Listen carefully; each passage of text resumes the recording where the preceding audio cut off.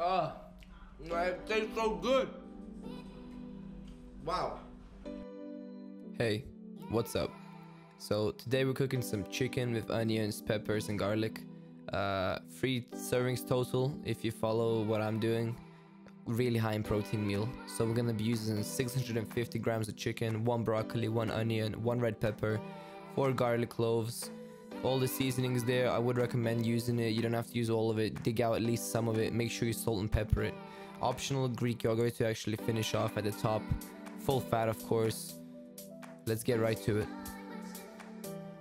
So wash your veggies, grab the pepper, start dicing around in like a square, cut off the bottom, get all the nice red bits. I'll use a tissue for some litter. Anyway, as you can see, I'm cutting the pepper from the inside, not the outside, because if you cut from the outside, the skin is quite rough on the knife, and it's not easy to cut from the outside as it is from the inside. Next, you grab the garlic, start peeling it. I cut the top and the bottom first, and then I will just the actual skin of the garlic just sort of comes off. Once the garlic is peeled, grab the onion. As you can see, I just cut off the top only, not the bottom where the roots are, just the top, because at the bottom, that's where the all the juice is. That's the juice that makes you cry. So you want to sort of try and avoid cutting that.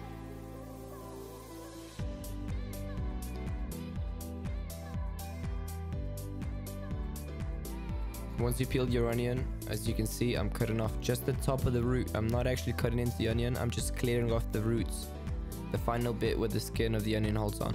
Then we grab the broccoli and start trimming that. I don't really like any of the stems. I get cut really close to the top of the broccoli, like the head.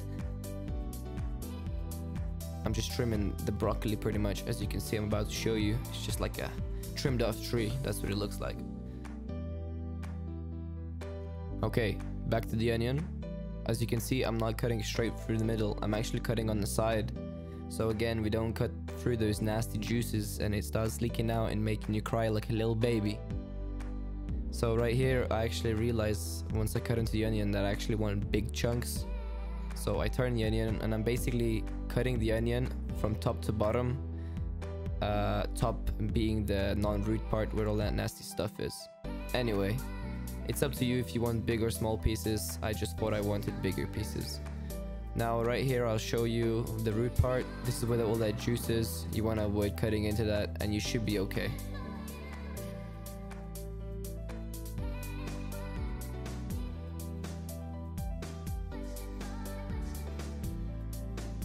Okay, moving on to the garlic. I don't ever use the garlic crusher. I just feel like it's a mission to wash it up.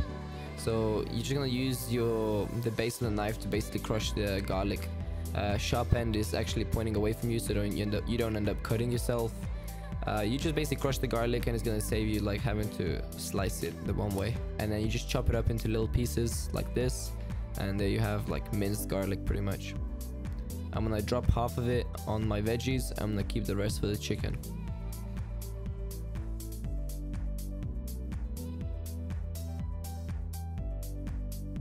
Alright, the protein.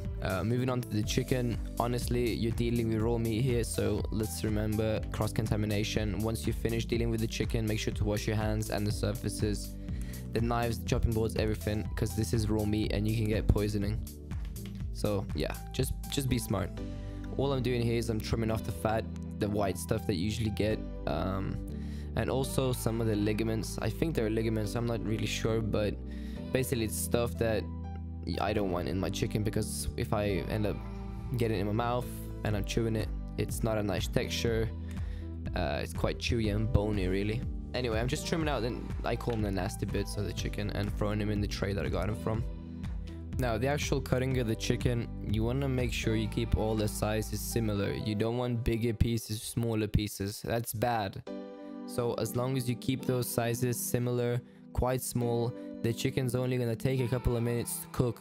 Whereas a big breast, you know, would take 6-7 minutes on one side, 6-7 minutes on the other side, and before you know it, the outside's completely dry and flavorless and just no. So what you want to do, nice similar pieces, fast cooking. Heat up your pan. If you're not sure when to add the oil, just sort of hover your hand just above the pan. Once it's hot, it's good to go. I'm using coconut oil here. You can use whatever you like. So here I'm throwing in the veggies. I'm keeping the broccoli on the side because it's actually my carbs replacement.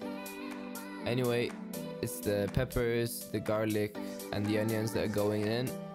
It's personal preference, but I like to throw in the veggies first, so they soak up some of the fat in the frying pan, get that quite juicy, and also they're gonna cook a little bit longer, which means they're gonna be like nice and soft. If you like your veggies more crunchier, maybe throw in the chicken first, let that cook for a while, and then drop in the good old veggies after. Everything is personal preference here. You can play around, have some fun with it.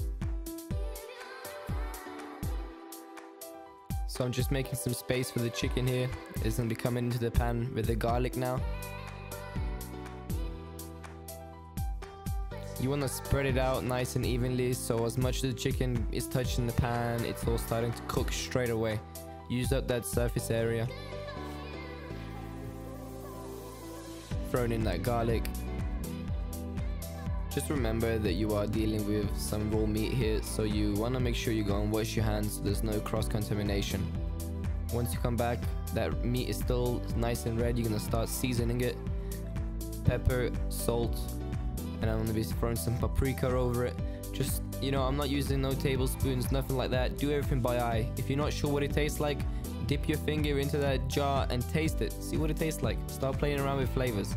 Basil, some cumin, everything by eye. Oregano.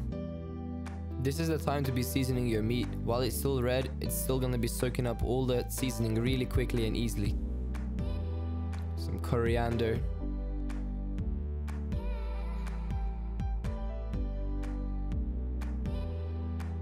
And some thyme, or however you say it, I don't know. Okay, the trick here is to actually get all that meat, the red parts of the meat, cooked as quick as possible, and then put the lid on low heat and let it just cook for a little while. Slowly cook it. Instead of burning the chicken, you just want to make sure there's no red sides on the outside, and then straight away lid on low heat, and that's gonna cook that chicken slowly, and that's what's gonna make that stuff really nice and soft, really delicious and full of flavor. If you overcook it because you burnt it on high heat with no lid, that's when it's game over. You're gonna have dried chicken, it's gonna be boring, you're not gonna be eating it. If you don't have a lid, just get some foil, rip it off, cover most of the top of the pan. That's gonna reflect heat. It's gonna serve basically the same as the lid.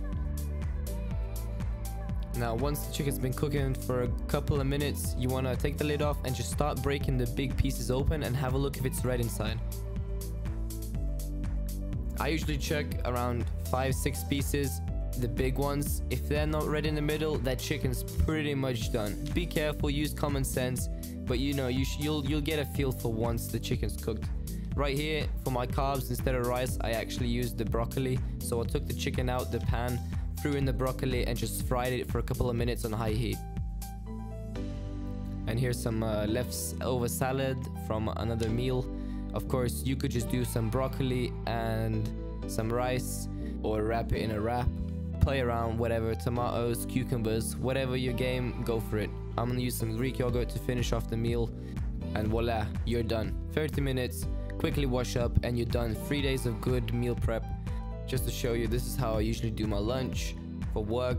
I usually make 3 of these, pack them up with rice, put it in a wrap, put avocados on it, do whatever you want with it. You know, you can really play around with it. If you want, you can fry the broccolis as well in all that leftover juice once you take the chicken out the pan. Just remember, it's all about the real food. That garlic powder, pepper, salt stuff doesn't work on chicken breast, man. Just put in that extra work, extra time, extra 10 minutes, and you're gonna get 10 times better food, and you're actually gonna stick to your good meal prep. Big gains. Peace. Till next time.